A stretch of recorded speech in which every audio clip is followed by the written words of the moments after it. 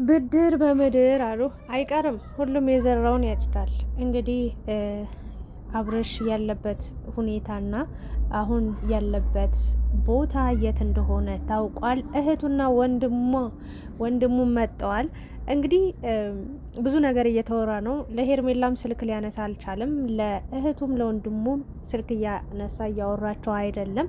ነገር ግን በጣም በጥሩ ሁኔታ እንዳለ እየተናገረ ይገኛል። ያን ቴክስትም እንግዲህ የሆነ ነገር አድርገውት ኤፍሬም እና ሩታ ናቸው የጻፉትም የሚል አይነት ምላሽ እየተነገረ ይገኛል። ሌላኛው ደግሞ እነዚህ ልጆች ይህ ልጅ በመተት አስረው ተብትበው አስቀምጠውታል፣ ጸበል ውሰዱትም የሚልም ሰው አለ። ብዙ ነገሮች አሉ። ታዲያ አብርሽ እንዴት ድንገት ተነስቶ ሊጠፋ ቻለ? እንዴትስ ነው ወንድሙም እህትየዋም ሊፋቱት ያልቻሉት? ለምንድን ነው አሁን በአብርሽ ህይወት እየገቡ ያሉት? ኤፍሬም ነው እያስቸገረ ያለው ወይንስ ደግሞ እህትና ወንድሞቹ ናቸው? የትኞቹ ናቸው ለአብርሽ ጠቃሚ ሰዎች ብላችሁ ታስባላችሁ? እንደኔ ሁሉም የራሱን ጥቅም እያሯሯጠ እንጂ ለአብርሽ ጥቅም የሚሮጥ ሰው አለ ብዬ አላስብም። ወይም ደግሞ ትክክለኛ ስጋነን ብለዋል አይደለ? ወንድሜ ነው ወንድሜ ነው ወንድሜ ነው ይላሉ።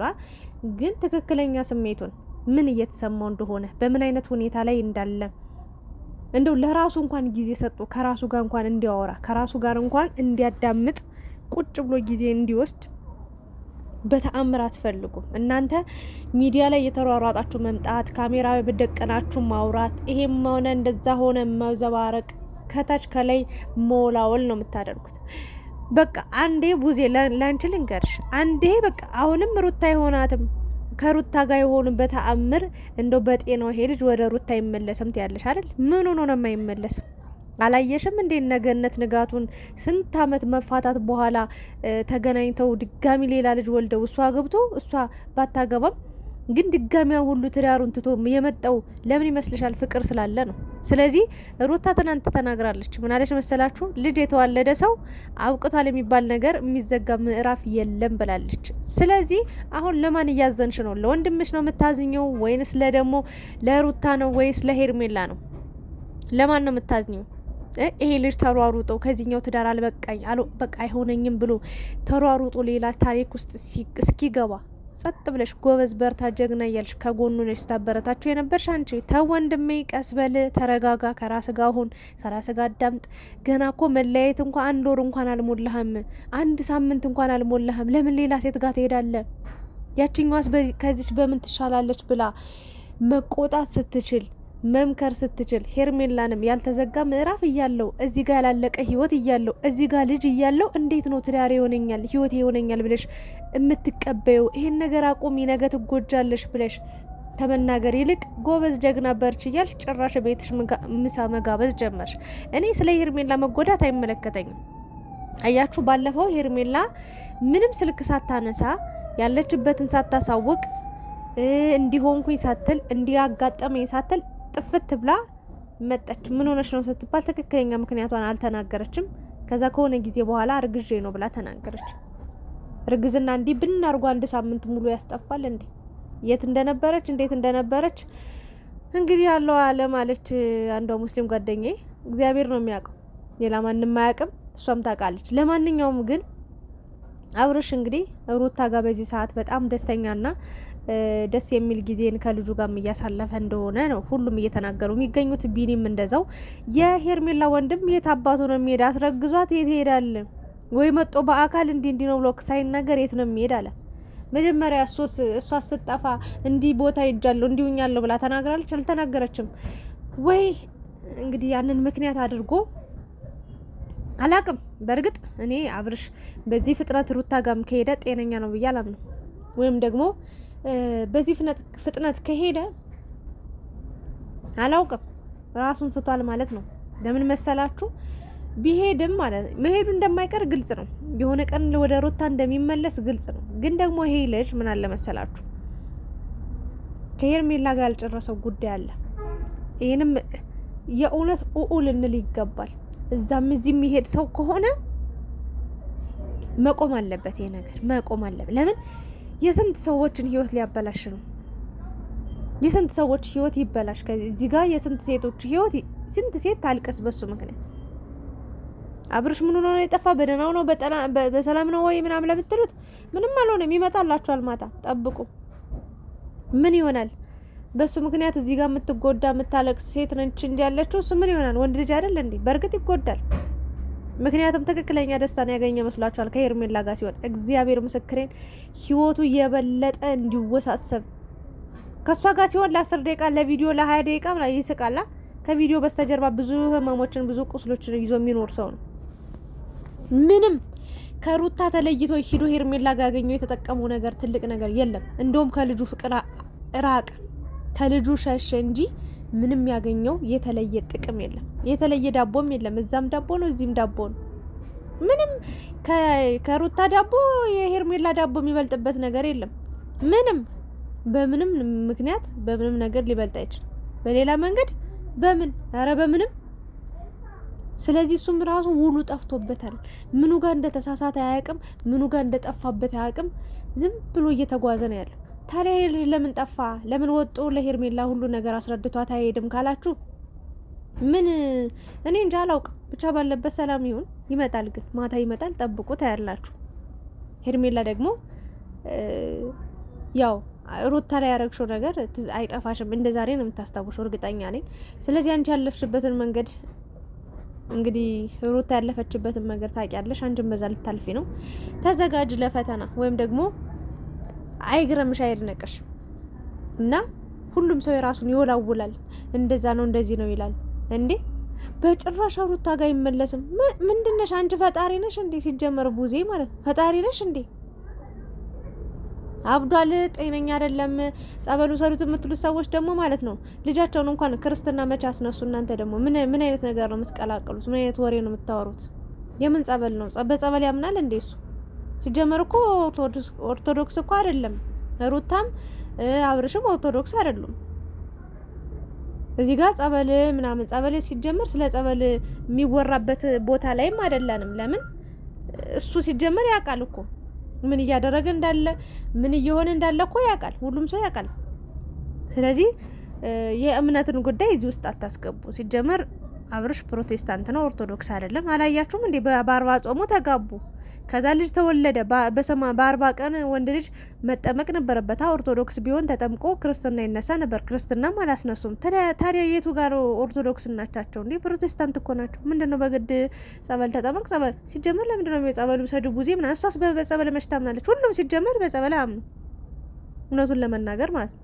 ስለ ሃይማኖት ያው ማውራት ሃይማኖት የግል ነው። ማንም ሰው የፈለገውን ሃይማኖት የመከተል መብት አለው። ግን አንድ ሰው በማያምንበት ነገር ላይ እንደዚህ ጸበሉ ሰጁ ምናምን፣ በእርግጥ እናንተ ተጨንቃችሁ አዝናችሁ ነው ያለበት ሁኔታ አስከፍቷችሁ ነው። ግን ሲጀመር ማለት ነው የሚያደርገውን ነገር ጠንቅቆ ያውቃል። በቃ የሚያደርገውን ነገር ጠንቅቆ ያውቃል። እና ሄርሜላም ተይ ስትባል አልሰማም አለች። ሰው ላይ በቃ እንትን አለች። የምትጎዳው እሷ ናት። እኔ ተናገር ያለ መጀመሪያ ላይ ሩታ 1 ወር ልታለቅስ ትችላለች፣ 6 ወር ልታለቅስ ትችላለች። ኖርማል ነው። አንቺ ግን እድሜ ልክሽ ነው የምታለቅሽው። ምክንያቱም ይሄ ልጅ እስከ መጨረሻው ከሩታ ጋር አይፋታም። እስከ መጨረሻው ሩታና አይተዋትም ብዬ ተናግሬ፣ የምትጎጁ መጨረሻ ላይ አንቺ ነሽ፣ የምታለቅሽው አንቺ ነሽ። እባክሽ ተይ አቁሚ ብዬ መከሪያት ነበረ። ሁሉም ሰው መከራት ግን ሊሆን አልቻለም። አሁን አንዳንዶቻችሁ ደግሞ አርግዛ ምንም አላረገዘችም። ልጅ የሚባል ነገር የለም። እውነቱን ልንገራችሁ ብዬ ነው። ልጅ የሚባል ነገር የለም። አላረገዘችም። ታያላችሁ። በቅርቡ ደግሞ እውነታው ይወጣል። ምናልባት አብርሽም የጠፋው ባለፈው ጠፍታ የነበረ ሰዓት ላይ ምናልባት እንግዲህ የሆነ ቦታ ሄዳለች ወይም ደግሞ አላደለ የሆነ ሚስጥር ሰርታ ሊሆን ይችላል። የሆነ ነገር አጥፍታ ሊሆን ይችላል። የሆነ ነገር ደርሶባት ሊሆን ይችላል። ለራሱ ወይ ጊዜ እየሰጠ ነው የሚኖረው። ያንን አጋጣሚ ተጠቅሞ ሊሆን ይችላል ኤፍሬምም ሩታም በቃ ከኛ ጋር ነው ብሎ ያሰቡት፣ ወይ ደግሞ ሙሉ በሙሉ ሩታ ጋር ተመልሶ ሊሆን ይችላል። ሁሉን ነገር አይቶት ሰምቶት በቃ አጣርቶ ይሻለኛል ብሎ የመረጠውን ህይወት እንግዲህ ሊኖርም ሊሆን ይችላል። እንግዲህ አብርሽ መጦ የሚያወራውን የሚናገረውን ነገር ነው የምንሰማው።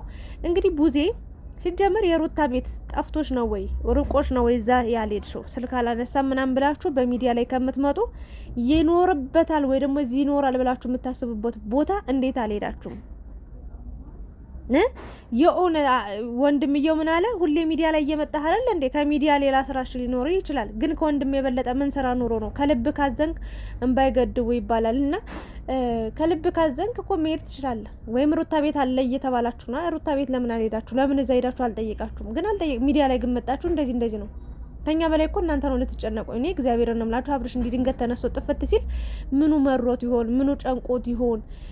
በቃ ህይወት በጣም ከብዶታል ማለት ነው።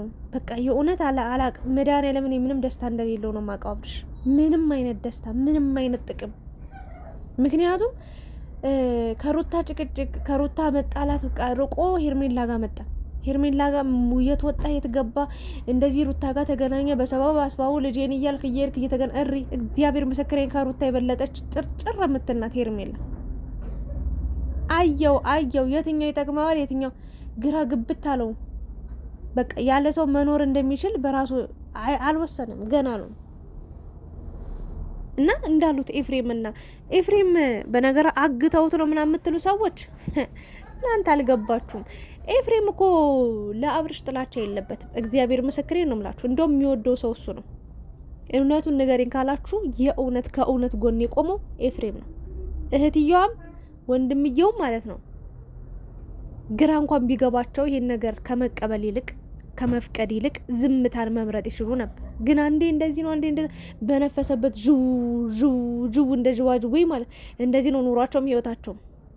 ኤፍሬም ግን አንድ አቋም ይዟል። ምንድነው? ወደ ትራዱ መመለስ አለበት። ያሳለፉትን መከራ ያውቃል፣ ያሳለፉትን ስቃይ ያውቃል፣ ያሳለፉትን ፈተና ያውቃል፣ የመጡበትን መንገድ ልጅ የመጣበትን መንገድ ያውቃል።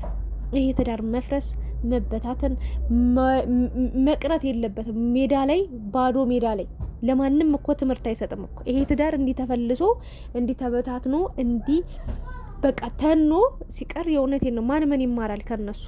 ስለዚህ በፈተና መሀል ብዙ ጽናቶች አሉና አብርሽ እንደሚመለስ ግልጽ ነው። ሄርሜላ ባዶዋን ብቻዋን እንደምትቀር ግልጽ ነው። ይህንን እየመረራችሁ አጡት። አብርሽ ክፉ ስለሆነ ነው ወይ ሩታንም ሄርሜላንም የሚያስከፋው ለምትሉት እንግዲህ የሱን ምላሽ ደግሞ ምንና ይሆናል። ሲጀመር መጣችበት እንጂ አልሄደባትም ወደ ሄርሜላ። ሩታም መጣችበት እንጂ አልሄደባትም። እነሱ ነው እየመጡበት ያሉት። ራሳቸው እግራቸውን ቢሰበስቡ። በእርግጥ ሩታ በጣም በክብር ሁሉ ነገር ሽምግልና ተልኮ ሰርግ ሆኖ ብዙ ነገር አደባባይ ላይ ወጡ። ህዝብ የሚያውቀው ነገር ነው፣ ዓለም የሚያውቀው ነገር ነው የተደረገው። የሚያሳዝነው ሞቱ የሄርሜላ ጉዳይ ነው።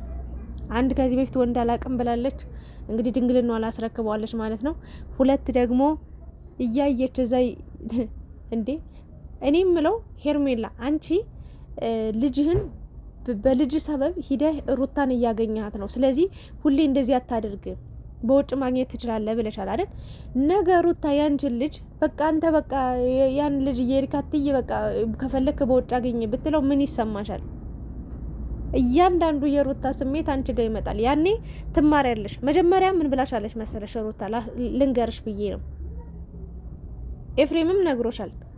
ብልጥ አለ ከሰዎች ይማራል፣ ሞኝ ግን ከራሱ ይማራል ብሏልና ያ ነገር ነው እየሆነ ያለው ሄርሜላ ጋር እያየሁት ያለሁት። በእርግጥ ገና ነው። እስኪ አብርሽ የሚለውን ራሱን እግዚአብሔርን ለመስማት ጓጉቻለሁ።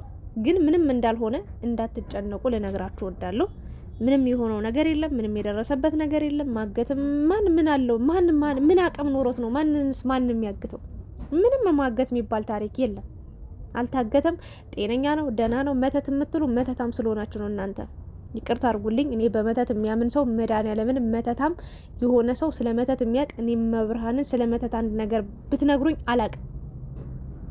ምንም ብትጠይቁኝ አላቅም።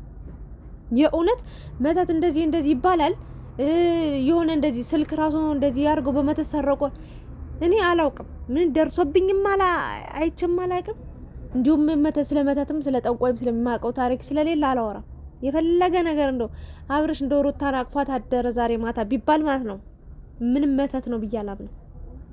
እንዴ የምን መተት ነው የምታወሩት? እድሜ ልኩን አቅፏት አይደል እንዴ የኖረው? ስንት አመት ሙሉ አቅፏት አይደል እንዴ ስንት ነገር ሲያረጉ ታብታብ ሲያረግ የኖረው? ስለዚህ ምንድነው ብርቅ ነው እንዴ? አሁን ደግሞ ሩታ ቤት አደረ፣ ሩታ ቤት ለምን ሄደ ብላችሁ የምትሉ ሰዎች እንግዲህ ምንም ማድረግ አይቻልም። ከእውነት ጎን ብትቆሙ አሸናፊ ትሆኑ ነበር። ለማንኛውም ሄርሜላ እንደው እግዚአብሔር ይሁንሽ። እኔ እግዚአብሔር ነው ብላችሁ የእሷን መጨረሻ እኔ እንጃ በጣም ያስፈራል። አይሆንም፣ በቃ በታሪክ አይሆንም። የፈለገ ዋጋ ብትከፊ ከሩታ በላይ ዋጋ ልትከፊ አትችይም አንቺ። በተአምር ምድር ላይ ያለ የተባለው ዋጋ የከፈለች ሴት ሩታ ናት። ግን ለሷም አልተሳካ እንኳን ላንቺ። ምንም እያባበልሽ እያቀፍሽ እየሳምሽ የሆነ ነገር ምግብ ላብላ ምናምን ይሄ ዋጋ አረ ከዛ በላይ ስንት ዋጋ ከፍላለች ሩታ እናቴ። ስንት ነገር ቤተሰብ እናቷን የወለደቻትን እናቷን ራሱ ጥላ ሄዳለች ለአብርሽ ስትል። ይሄን ተይ እንጂ እና ከባድ ነው የሚሆነውን አብረን እናያለን። ጠብቁ። አብርሽ ግን በጣም እንደመረረው ያስታውቃል። እስኪ መጨረሻውን አብረን የምናየው በማታው ቪዲዮ ጠብቁኝ።